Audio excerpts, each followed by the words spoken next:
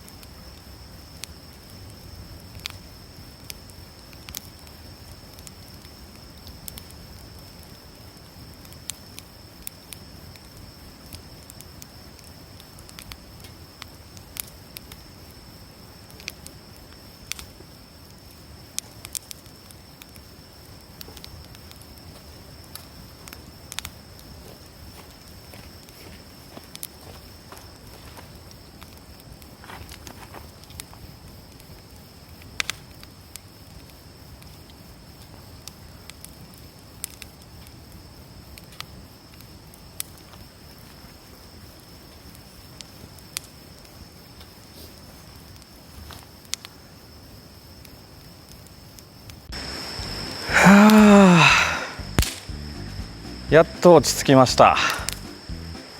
もうね、見ての通りちょっとすごい暗くなってきてます。今午後の6時19分です。はい。でもう全部ご飯も食べて片付けて、最後ね焚き火して全部薪使ってね帰っていこうかなと思ってます。いやー、今日は本当に良かったっすわ。めちゃめちゃ満喫できましたね。よかった。もうねすっかりね暑さもなくなって今は涼しい感じですね。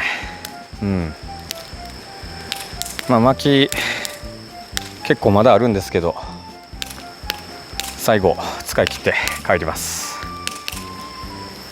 よかったらグッドボタンとチャンネル登録よろしくお願いいたします。Twitter もやってるのでフォローしてね。バイバーイ。